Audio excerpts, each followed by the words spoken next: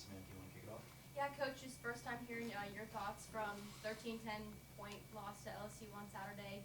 Pretty good defensive performance. How'd you feel about the whole thing? Played solid but still lost. That's the part that sucked. So finding another ways, missed opportunities. It was improvement, but at the end of the day, didn't get it done. So learning things from there, but still got to be better.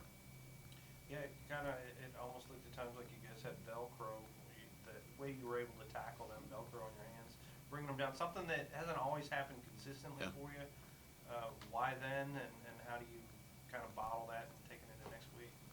It was doing it in practice. And I'll keep saying that over and over and over again. But on Mondays, we got to finish in really good football positions. Someone that's physical Tuesday and Wednesday, putting your chest on people, diving off the diving boards. That way, on Saturdays, you're able to do that. And we went back and showed guys examples of, hey, we did it in practice, so you do it on game day.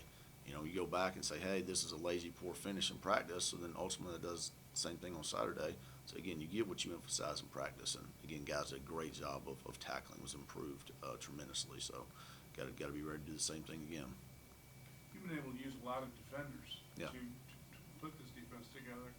Is that something that's evolved, or was that kind of by accident design, I guess is what it is? I would say it's the coaching and then also just the development of each guys. You're not wedded to a certain approach. No. The more you can play, the better. I think, because I think it's unfair in today's football to go say, hey, go play.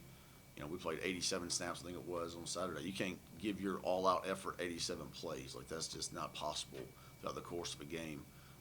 So guys, again, that's the development piece. That's their work in practice to earn the right to go, get game reps. With the communication piece, with the line assignment keys, techniques. We want to be able to play multiple guys, keep guys fresh. The more you can play, the better. But you got to earn that right in practice through my prep to get those reps. But that was a big piece for us to be able to roll guys, keep those guys fresh, and so commend the players for guys that continue to advance their roles. Taking a look at Jack State, obviously you can talk about Cam Cook all day. Yeah. He clearly jumps off the page, but what does he do well? What is working so well for him to make those explosive plays? Everything, does that count? Yes. I'm going to give you a couple of stats. Okay, 4th ranked rushing attack in the nation, 259 yards. Okay, Cam Cook is the leading rusher in the country, almost 1,500 yards, 130 yards per game. Okay, and they're tied for first in the country with 10-plus yards rushing, 92. So, again, we'll take any and all suggestions this week because he's got great balance, body control, runs with physicality. He's got good speed. Offensive line does a really good job, like Coach Shelton talked about, very well coached. And they got really good schemes, too, so we got our hands full. Well, you got the quarterback Creel, too. That just keeps you so honest, right? I think he's got 800 yards rushing, so, yeah, that's really fun. Coach Trickett, we work together at FAU, does a great job. He uses all 11 guys. So we got to use all 11 of ours somehow, some way to get these guys on the ground because they got a lot of gap schemes, zone schemes, eye violator plays, every run known to man they got. So we have a big tall task this week. Of course, they're coming. They're 7-4. They have a winning record, but they've lost 4 games. Yeah.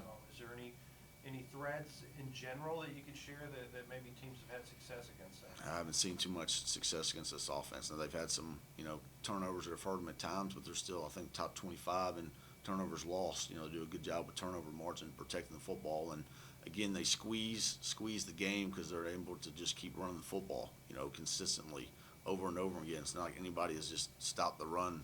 Middle did a good job versus them, but still, they were still able, to keep running the football. So that's a huge piece of winning first, second down, get them into 3rd and longs, to be able to get off the field, because if not, they're just a juggernaut that keeps moving the ball. Coach, obviously, you think we last week for Jalen Wester. Yeah. Is there any position of group that you think will be key in this next game? All of them. Big men always lead the way. The front seven's got to do their part. But like we talked about, when you play these type teams, is everybody, corners, safety's got to be involved in the run game too.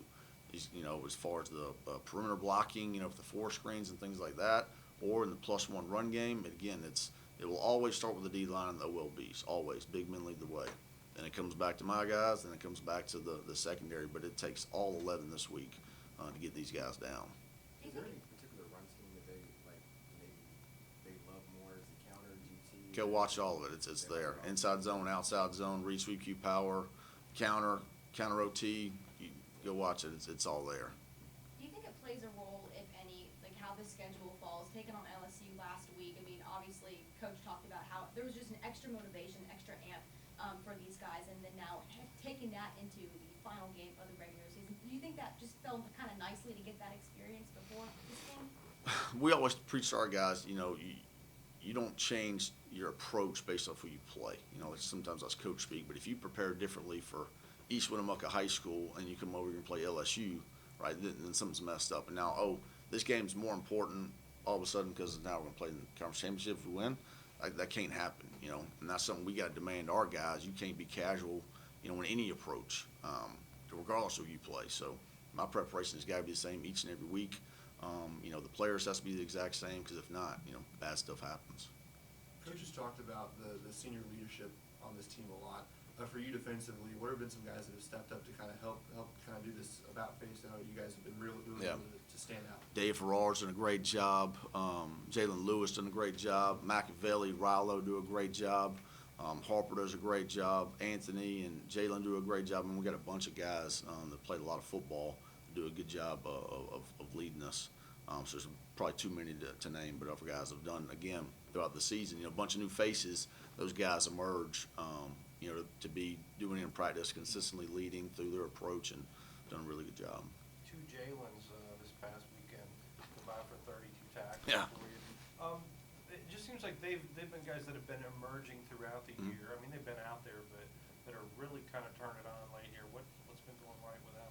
I tell Wester, you better go thank the entire defensive line for your 17 or whatever tackles it was, because you go watch the tape and the front maybe didn't have the statistics that it had, but we pointed out yesterday in unit, you see the D-line covering up 2 blocks, 700 pounds, whatever it was, blocking, and you're able to scrape and go make a tackle. It's because those guys in front of you. And Jalen Lewis plays with freaking elite effort, cover down, so he's coming out of the middle of the field and thudding running back. So whether it's the scheme or whatever it was, that guy's a ball playing Jesse.